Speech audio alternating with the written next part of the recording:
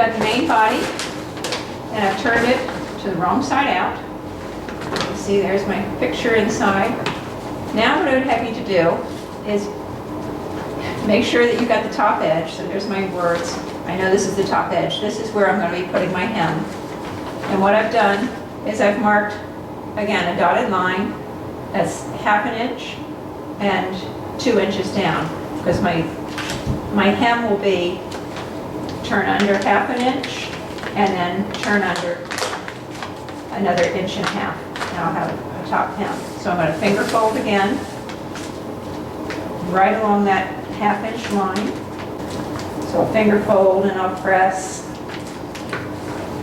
And I'll finger fold and press. And then I'm going to take it back to this counter and do make the nice tight creases. Then I'll come back, fold again, and do the creases. All right, I'm giving the final crease to the top edge. And so I have a very nice hem. It gives some stability to the top of the bag and looks really nice. So now we are ready for the sewing machine. All right, we've got our sewing machine, and I've got nothing special on here. I'm using regular sewing thread, although I'm sure a heavier duty thread might be nicer, but I'm using what I have. So the first thing I'm going to do is I'm going to take my strap and I'm going to stitch that, again, very close to this edge. So here we go. I'm just going to do this in one long run, because I will be, oops, let me lengthen my stitch length here. Going up to 3, I guess it's different on every machine.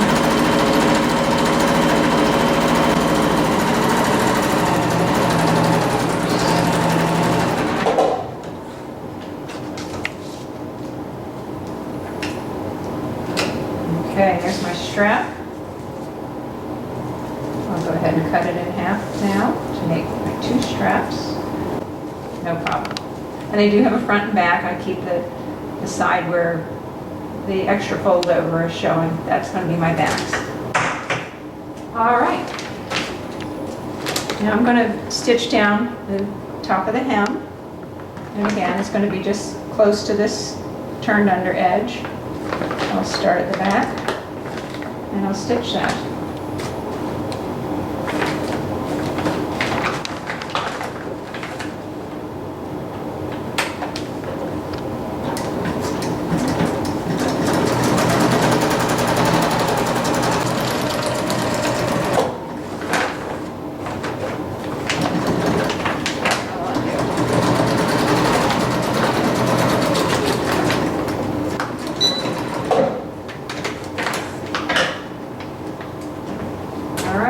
There's your hem.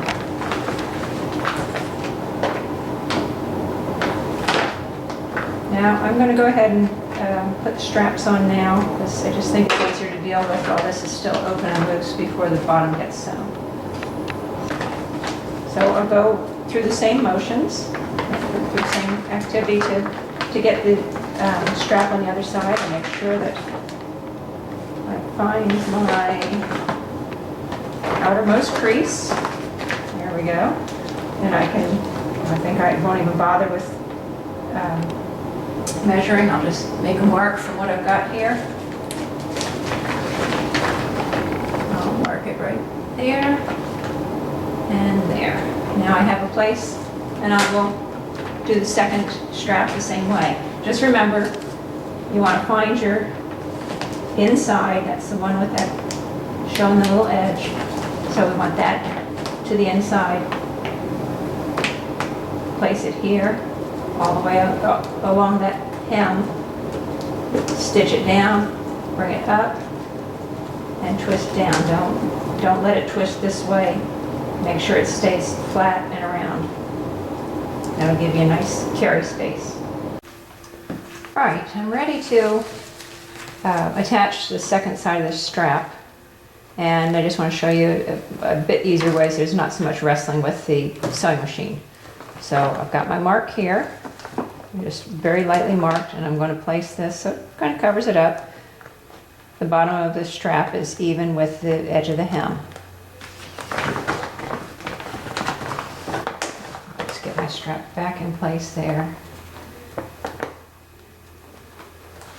Using that needle down function, needle goes down. Now I'll stitch across the bottom part of it, slowly, needles down again. Lift up the presser foot and turn. Go to the top. Again, slowly, because I'm eyeballing it, so don't go too far.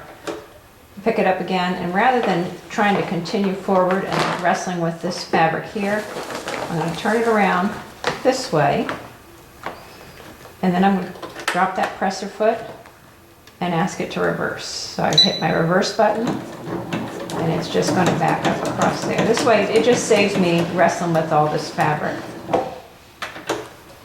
Now, press your foot up, turn again, and I can come straight down.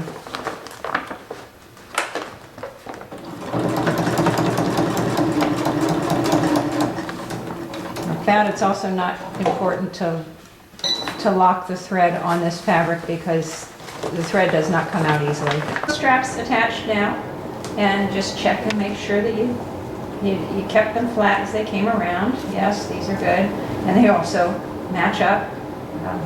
I did make one of these where I had shifted the strap because I folded this along the wrong spots. I mean, that's why I said make sure you've got the very inside edges of that fold. Now we're ready to stitch the bottom up. We're going to start out just, again, folding flat and holding steady so that they stay together since we're not pinning. And I'm going to take about 1/4 inch of seam allowance. I don't need much, I'm just because I don't want to have to trim afterward. So I'm just going to get as close as possible. You remember we added 3 inches for the bottom, which would make a 6-inch bottom, except for I am subtracting now some for the seam allowance. You can get away with it. Trust me, I've done it. Anyway, so I'll quickly stitch across the bottom, lock it in.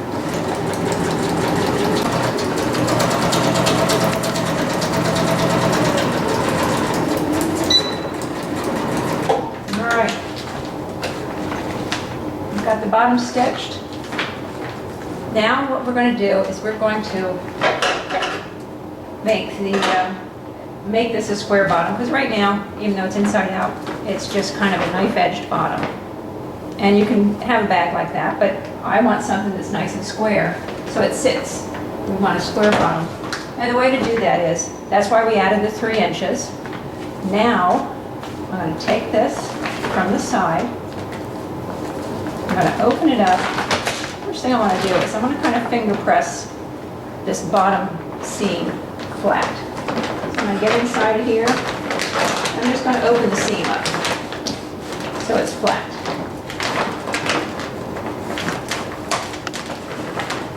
I'm just going to work a little bit with my fingers. I'm not going to spend too much time here. But just get it a little bit flat. Open it up. A little bit difficult into the corner, so just reach in there and push with your fingers. Feel it with your fingers. All right. Now I'm going to take my bag, it's upside down. Here's my crease for the edge, and I'm going to match this crease to the line of stitching here. So what I'm going to do is I'm going to grab it just like that, and make a little point, and now I'm going to feel. I'm going to feel for my seam. My seam, and again, I'm just kind of guesstimating it. Feel for my seam. The seam on the back here should match up with that crease. You can see we're making a nice triangle. It's the bottom of the bag here. And then I wanted to make a bit more clear what happens with these sides, so to make it easier. So what I've done is I've marked I've marked these creases here with pen. There's the mark I've given to the very outermost crease, and then 3 inches in on each side, because for this particular bag, since it's got a 6-inch wide side. There's a crease here, which I've gone ahead and given a dotted line and a dotted line. So we've got this part has been sewn, the bottom of the bag has been sewn. At this point, I'm going to take, here's the bottom of my bag and the side crease. I'm going to take it in my hands and pull those apart, open that up. Well, let's see if I can. There we go. Now you can see that there's my line. And what I want to do is I want to line that center crease up with my seam line back here. So I'm going to do that by feel. Just I've got a visual on it now. And I make this nice triangle here. And once I have it going reasonably well, I can have it lay on the table. Hope you can see this still. And just smooth it down. Here we go. I've smoothed it down, and now that I've smoothed it down, you can see that's the end of my dotted line here and my dotted line there. That will show me where I need to start and finish my seam across. Now I can eyeball it, or I can get my straight edge and just make a mark across. I think in this case I'm going to eyeball it. I'm feeling okay with that. So flip it up here on the machine. Essentially what I'm doing is I'm going from this crease across to form the bottom of the triangle all the way across to the other crease, and that's why I've created dots there to make it a little easier to see.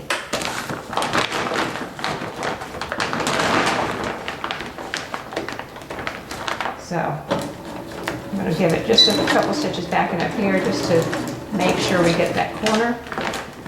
And I am aiming for this corner here.